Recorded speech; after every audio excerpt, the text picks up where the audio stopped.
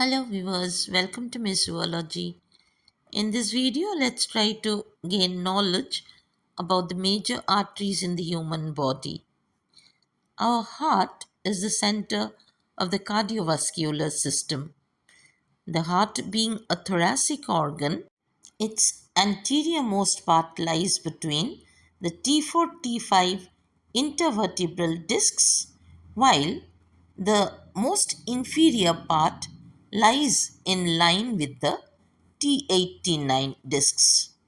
All arteries carry blood away from the heart, and these arteries mostly carry more oxygenated blood.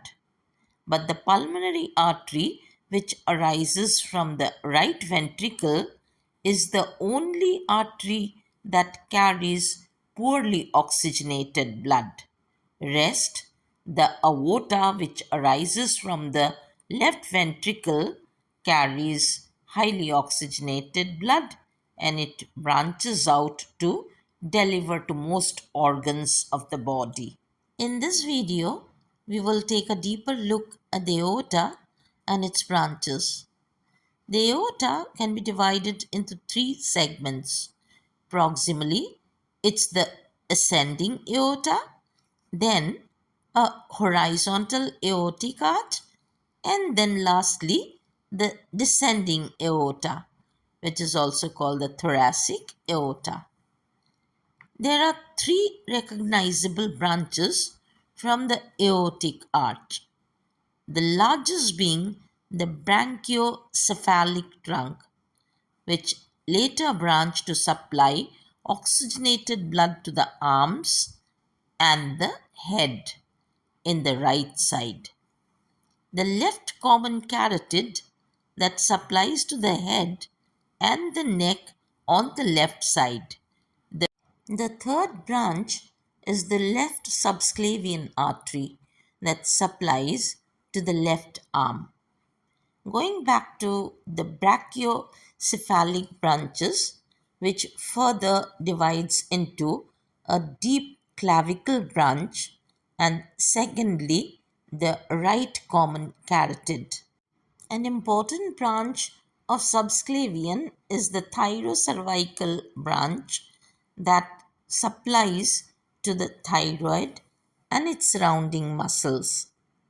The subclavian artery passing through the armpit is called the axillary artery, which continues down as the brachial supplying to the anterior compartment of the arm. It then branches as the anterior and posterior circumflex humeral arteries. The brachial then branches out to deep brachial in the posterior compartments, which then forms the radial collateral and the radial recurrent arteries. At the back of the elbow, it produces a superior ulnar collateral. In the forearm, the brachial and the superior ulnar collateral join forming an ulnar artery that supplies to a lot of the anterior part of ulna. Then it produces the radial artery which supplies to the posterior compartment of the arm. Next, the descending part of the aorta passes posteriorly. In the thorax, it produces a number of small branches. Of importance are the third to the 11th of the posterior intercostal arteries, which supply the corresponding intercostal spaces. When it passes through the diaphragm at the level of T12, it is then termed as the abdominal aorta. Along the abdomen, it produces several branches, both laterally as well as anteriorly. The lateral branches are the renal arteries supplying to the kidneys, and the gonadal arteries supplying to the ovaries or the testes. There are also a number of lumbar arteries which are similar to the posterior intercostals. Now, coming off the anterior face of the abdominal aorta are the three trunks supplying to the gastrointestinal tract. The first is the celiac trunk, which supplies to the foregut. Then it is the superior mesenteric arteries that supplies to the midgut, and then the inferior mesenteric arteries which supply to the hindgut.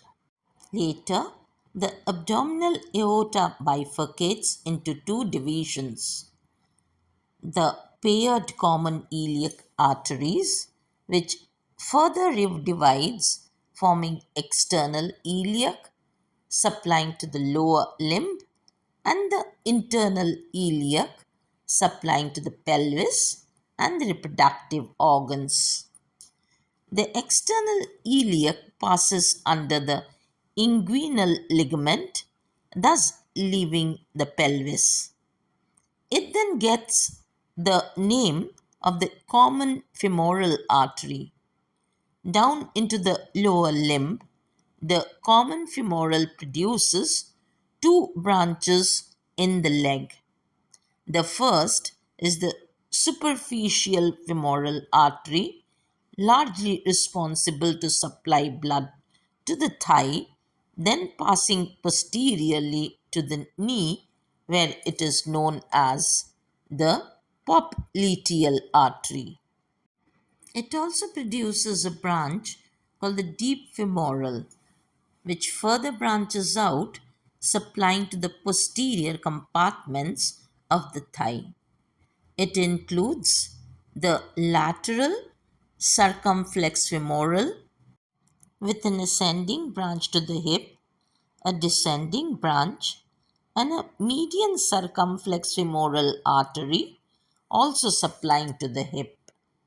Next, it continues inferiorly.